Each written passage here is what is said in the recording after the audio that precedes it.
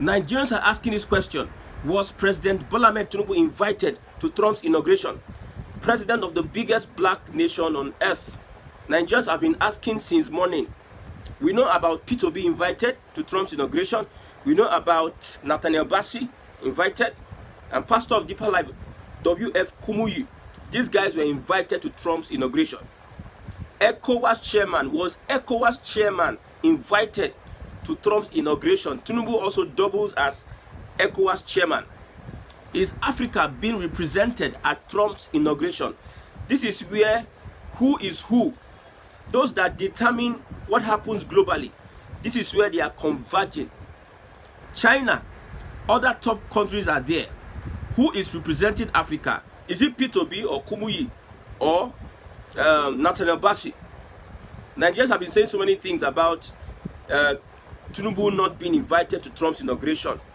We want APC and also Bayo Nanuga. They should clarify that part, because there's a video showing Tinubu coming back from a foreign trip while the inauguration is going on. That means technically Tinubu is not at the inauguration, or speculation will have it that he wasn't invited. And you know, Nigerians can say so many things about Trump not inviting Tinubu because he doesn't have the global image to represent ECOWAS and also Nigeria at international events like this. Looking at his antecedent, the reported and alleged antecedent of the president, Nigerians have been saying so many things. So the APC should come out and clarify everybody whether Tinubu was actually invited. Yes, it may be that it does not really mean so much if Nigeria is not invited to Trump's inauguration. It is all about foreign policies. What is the foreign relations Nigeria will have with America? Would we have the same relations we had with Obama and also Biden? Would that remain the same? Even the Biafrans are very, very much happy that Trump won that presidential election. I don't think that the Nigerian government may be so happy that Kamala Harris lost the election, because now the body language of Trump is giving vibes like we don't send you people. Why Kamala Harris are having this like we are one, we are part of you? Trump is not giving any vibes to the ECOWAS community or even to Africa or even to Nigeria. Now the INEC chairman, there's a report, INEC chairman, waiting no concern anything. He's coming out to say that there was something happened to the server. That what concern election matter with what is happening today. What is trending today all over the world is Trump inauguration. US is the biggest nation, the watchdog of the world. They are the one controlling global politics as we speak. World power. So that is what is trending. So what concern INEC talking about election? Because I'm trying to look at, you see, when some people are guilty of a thing and they believe, you know, Jonathan said one thing, that Obama had a hand in his defeat as president. And when you ask people that question, how come Obama in United States? Is it possible Jonathan knew what he was saying, and those that understand geopolitics, world politics, will explain to you how foreign nations can interfere in your elections. We saw the cordial relationship the Buhari government had with Biden and also Tinubu. We know the foreign interferences in elections. We know about it. So the Biafran people understand that Trump's presidency will give a soft landing for agitation and also free and transparent elections. And so many people will be deported. We are not going to have that CIA shadow whatever politics being played over Nigeria.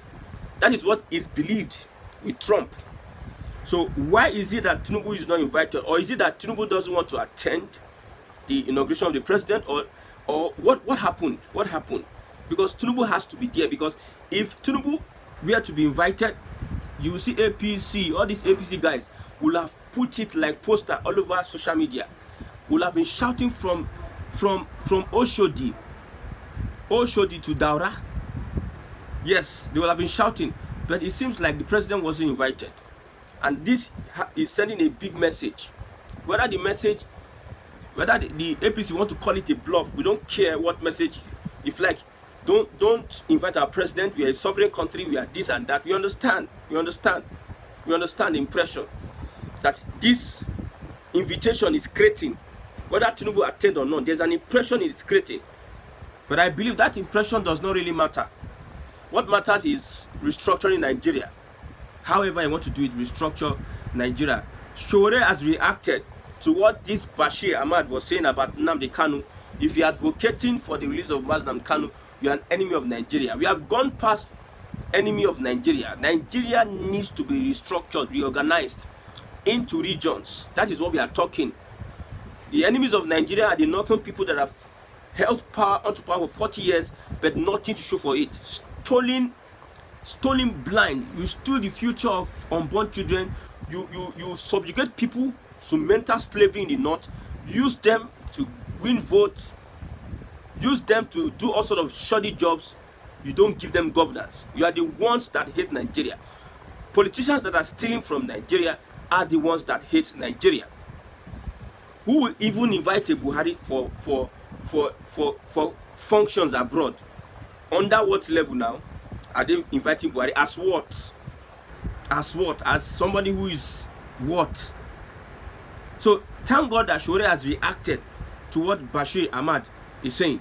Now the real reason why I'm coming to do broadcast this evening is because somebody said that Bello Turji, the brother or somebody close to him, has been killed by the military ambushed and killed them.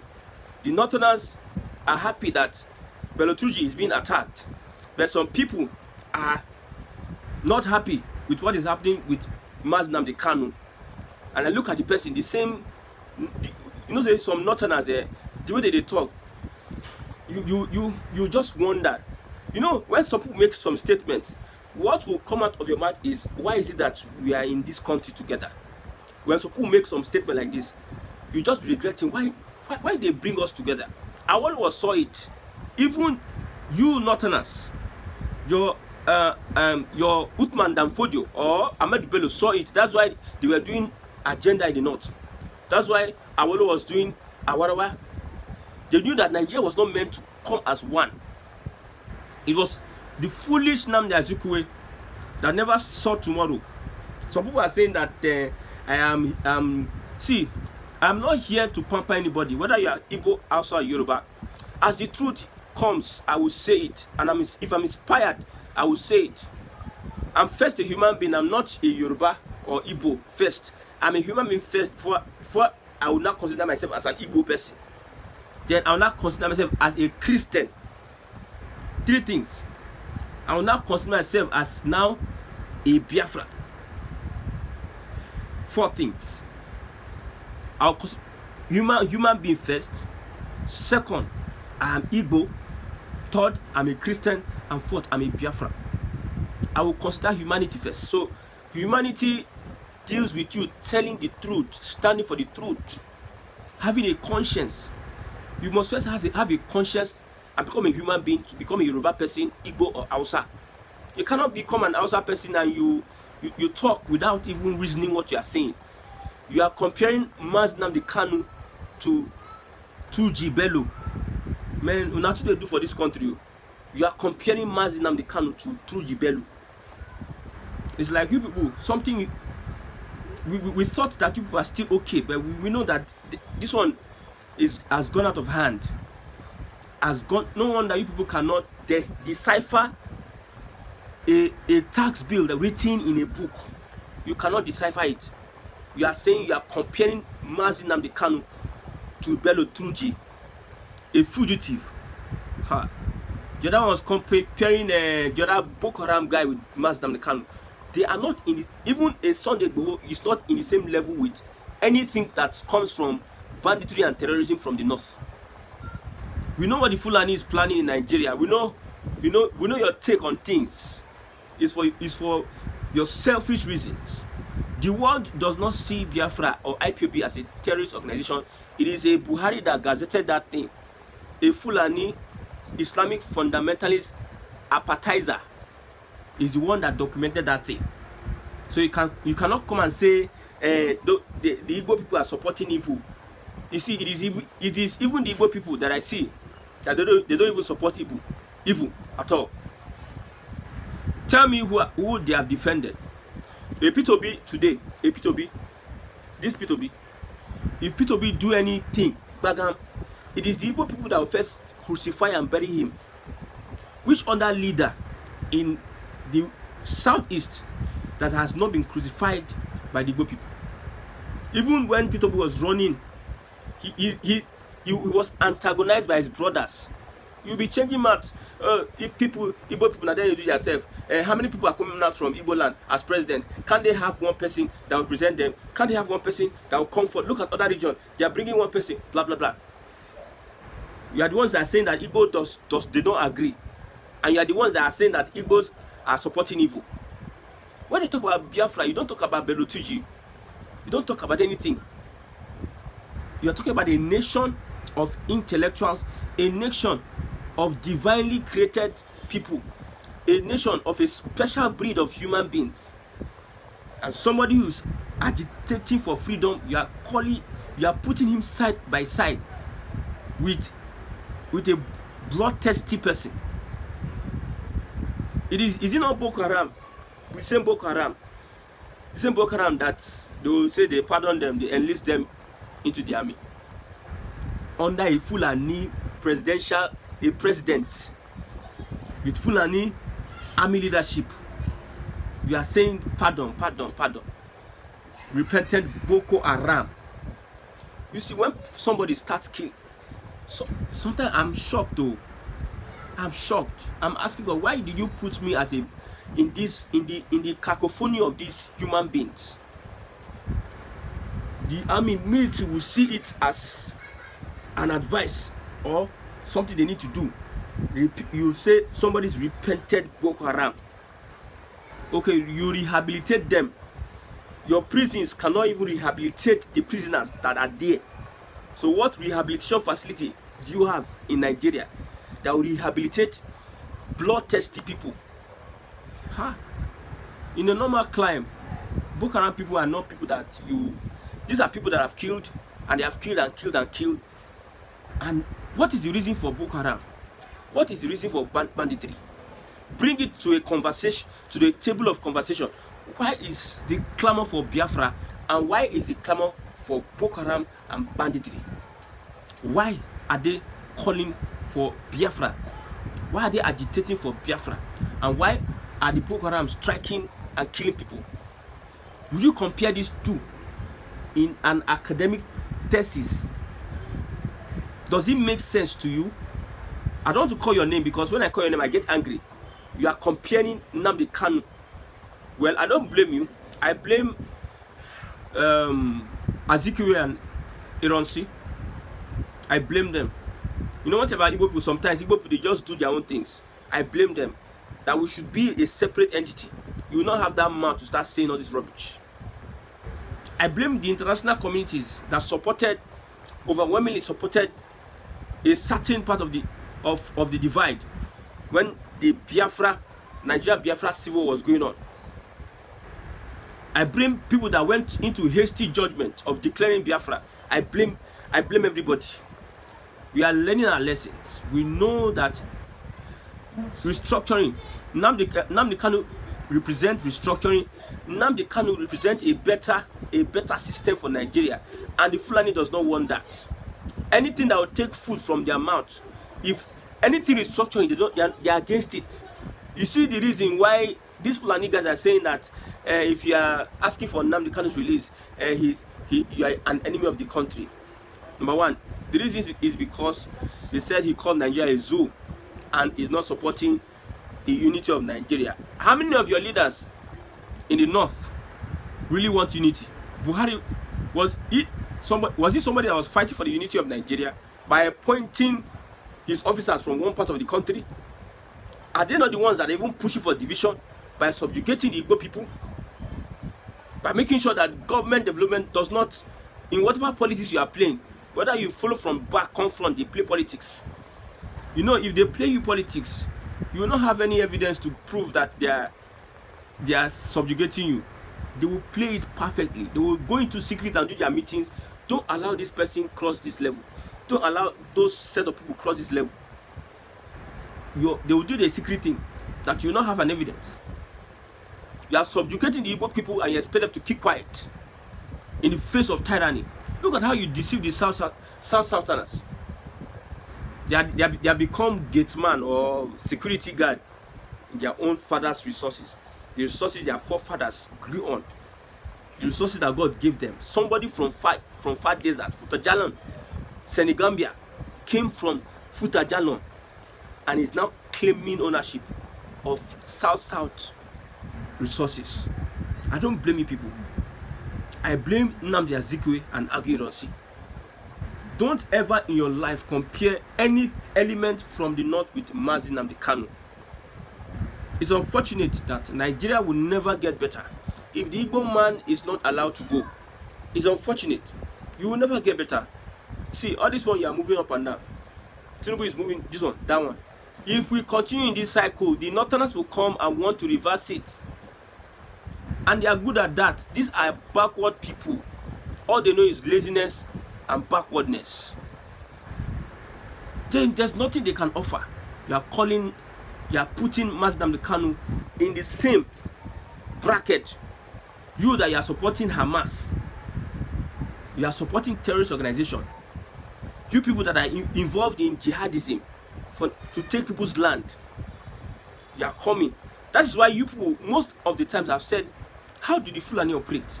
They are manipulators and highly deceitful. They will come through the back. They will laugh with you, bring religion. Hey, we are brothers. We are brothers. Outside, we are brothers. Middle Belt, we are brothers. But you cannot be Sultan of Sokoto. We will kill your Sarkio and put our own brother that is Emir, but we are still brothers. Islam brought us together. You are killing and killing and killing. You are taking their land. Islam brought us together. You impose Sharia. You know that Sharia is a tool that you will use against them. There was a time we heard in mosques that a Yoruba man will not lead prayer for. We are hearing those things. It is changing now because people are waking up to the reality. A Fulani man or an Hausa man cannot be in a congregation where a Yoruba man is leading. You bring all those stupid ideology to suppress and conquer people. We know why you are angry, because Nzogo was able to eliminate a jihadist. That is why the Northerners are angry. Okay, the coup happened. Ahmad Bello was killed. Tafawa Balewa was killed. Some other leaders were killed. In return, Igbos were killed in their millions. So what's up? What's up with the shenanigan? If you don't like these Igbos, allow them go. People will say no. Okay, 5 plots of land, where I said, these 5 plots of land, allow them go, but you people say no. So what do you people want? Just tell me, what do you want? We know that if you allow the 5 plots of land go, every other region will not stay with the Fulani.